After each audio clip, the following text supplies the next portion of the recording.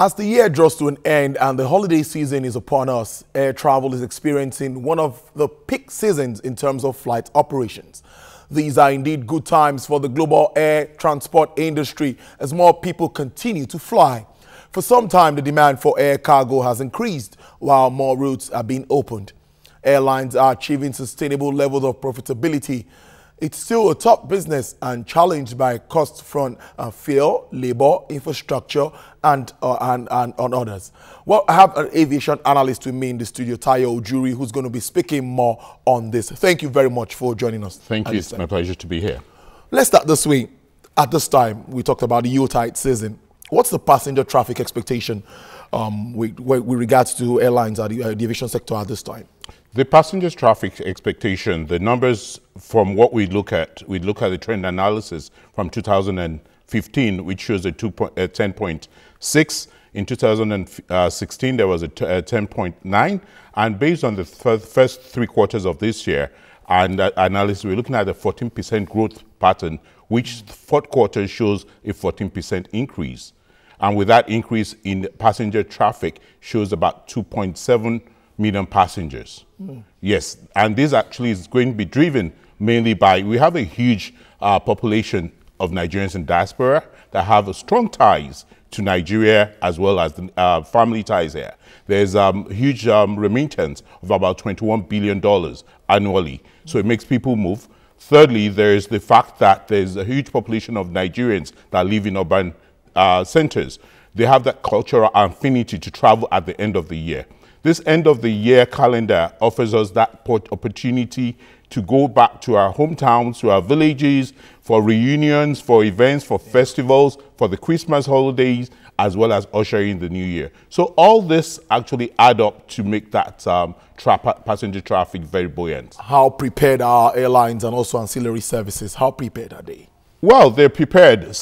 From the last week, they've actually started making preparations because this is Harmattan season. Yeah. And obviously in the Western Hemisphere, we've had snow.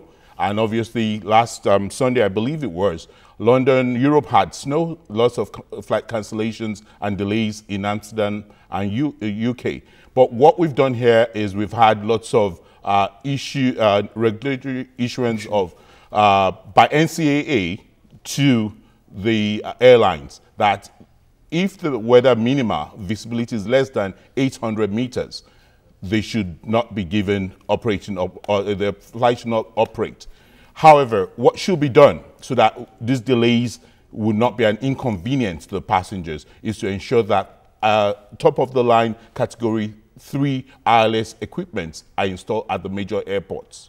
So from the airport's perspective, what they've done actually as well is to ensure seamless passenger facilitation process, passenger drop-off, passenger check-in process, as well as adequately staff the security screening area. Over and beyond that, what the airlines have done, you've seen most of the airlines bring in their serviceable fleet at this time. They're opening lots of routes that they've closed in the last 2 years.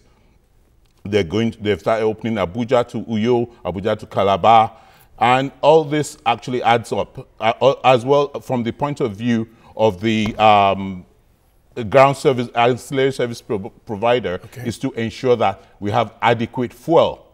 And from the point of view of the passenger is to ensure that they call their airlines and get to the airport in good time. So there are lots of people going to travel at this time, so adequate timing is good. If we want to look at it this way now, what are the major drivers of the sector at this time? There have been lots of issues even before now. I think we'll still look at the challenges because 1 or 2 challenges will still be identified. But what are the major drivers of the aviation sector in Nigeria at this time? Major drivers, obviously, we have a good population, a strategic location. So what we call in aviation VFR, visiting family and friends, and cultural events. Those are drivers. We're so family dependent and we have great family ties. So when your dad is marking a milestone birthday at 80, 70, at 90, you see lots of people coming, families, friends, and people from far and near. Yeah. That drives traffic. There's also the Calabar Festival, which is actually considered the biggest street festival in Africa.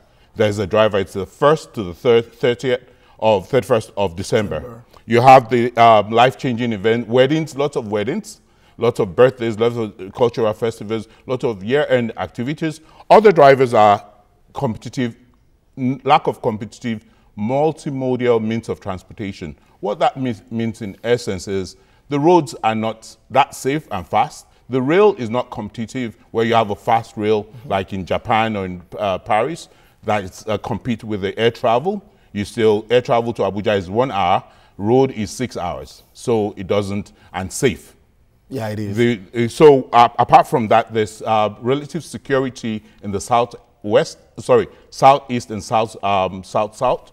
And over and beyond that, there's been a slight increase. We're getting out of recession, so it's a slight increase in disposable income. So all these drivers actually encourage into air travel at this time. Indeed, one or two challenges will still be identified. I know before now there used to be issues with repatriating funds and all of that, and the aviation fuel thing. Are we having any of that at this time anymore? For domestic, domestic carriers, on the repatriation of funds, that's been eased off, and that's very good. Kudos to the present administration. Great. But from the domestic, there's still the challenge of maintaining your aircraft in foreign exchange. They have a preferred rate, but it's still not the same because you're charging in naira, and you're going to getting your services and your checks in dollars. So that's still a challenge. And obviously, fuel is still it's been deregulated, Jet A1. So you find out with that deregulation, the price fluctuates. Indeed. Deregulation at times, the positive side and the negative side of deregulation. Now, how can we now ensure safe travel? Even beyond the Yuletide season, we need safe traveling. You know, everybody wants to be safe, just like you said, compared to roads. Now, how do we really ensure that we are safe on air? Good thing, the air it's actually the safest form of transportation.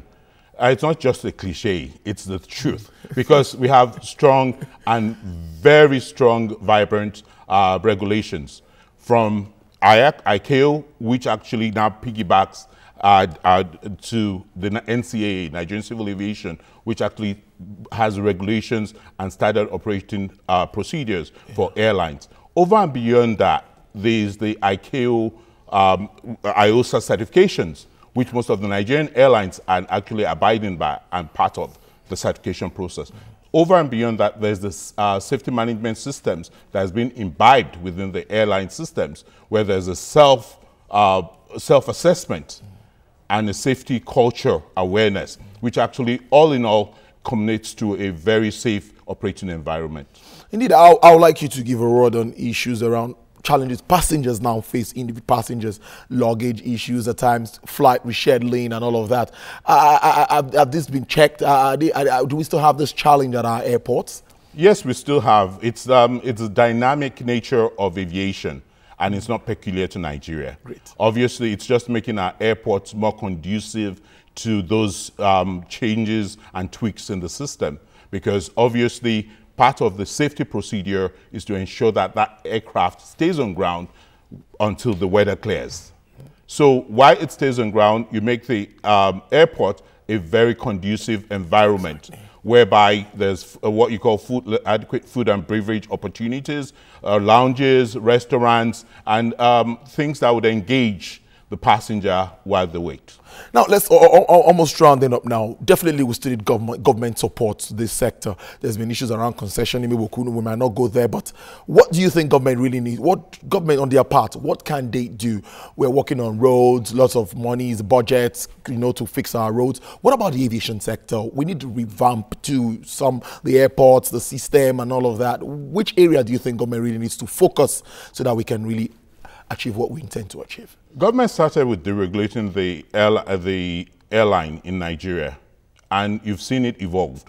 We're not at El Dorado yet, and I'm a strong proponent of the concessioning. Great. Yes, concessioning, we've had some nightmares. However, what we need to do now is to learn from the mistakes, look at the best international practice, have a transparent system, and then we'll be able to get a better, functional, more effective airport system. We need it.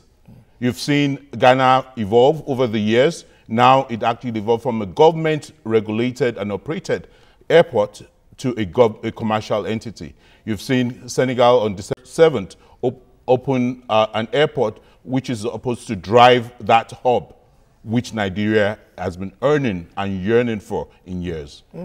Ojuri, I must thank you very much, aviation experts and analysts too. We're going to still talk about this before we get to the, of course, we need to really follow up all of this and know how the sector plays out. Thank you for joining us on Business Tonight. It's always a pleasure. Have a Merry Christmas.